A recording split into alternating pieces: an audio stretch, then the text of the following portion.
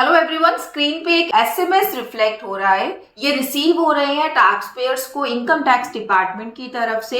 ये उन tax payer को रिसीव हो रहे हैं जिनकी असेसमेंट ईयर 2025-26 की इनकम टैक्स की रिटर्न अभी तक प्रोसेस नहीं हुई है।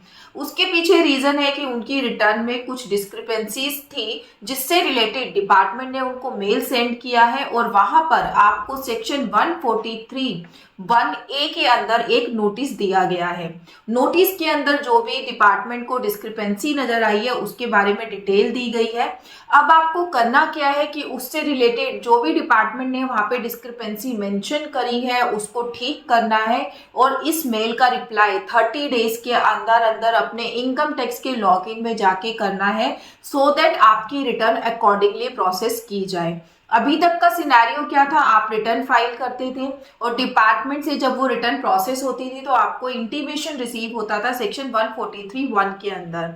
इस बार देखा जा रहा है कि डिपार्टमेंट डायरेक्ट आपको इंटीमेशन इशू नहीं कर रहा है। अगर रिटर्न में कोई प्रॉब्लम है तो सबसे पहले सेक्शन 143(1)(a) का नोटिस भेजकर टैक्स पेयर से कंफर्म कराया जा रहा है। तो ये हुआ हमारे एक क्लाइंट के साथ। क्लाइंट ने डिडक्शन क्लेम करी थी सेक्शन 80(g) जो रेंट पेमेंट की डिडक्शन होती है उस चीज से रिलेटेड। उसके लिए हमें एक ऑनलाइन फॉर्म फाइल करना होता है, फॉर्म 10BA।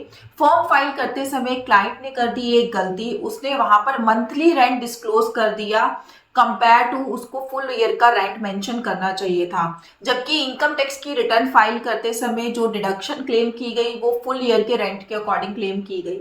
डिपार्टमेंट ने अपनी तरफ से कैलकुलेशन करी तो उनको लगा कि इनका तो जो डिडक्शन है वो कम होना चाहिए क्योंकि इन्होंने रेंट बहुत कम पे किया है।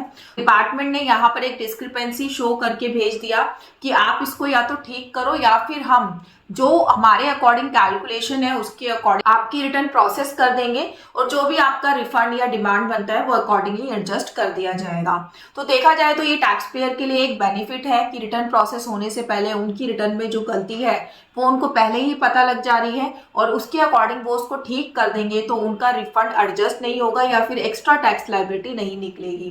तो अब बात करते हैं कि इसका रिप्लाई कहाँ डालना है आपको। सबसे पहले तो आपको जो भी डिस्क्रिपेंसी है वो सॉल्व करनी है। वो चीज करने के बाद आपको अपने इनकम टैक्स के लॉगिन में जाना है, वहां पे ई प्रोसीडिंग सेक्शन में जाना है। वहां पर आपको ये सेक्शन 143(1)(a) का नोटिस नजर आएगा, वहां पे रिस्पॉन्स का ऑप्शन है, वहां जाकर आपको इसका रिस्पॉन्स सबमिट कर देना है। रिस्पॉन्स सबमिट करने के बाद आपकी रिटर्न प्रोसेस में जाएगी और अकॉर्डिंगली प्रोसेस की जाएगी। इसी तरीके की वैल्यूएबल वीडियोस के लिए टैक्स मिथ को लाइक एंड सब्सक्राइब करना ना भूलिएगा। Thank you so much.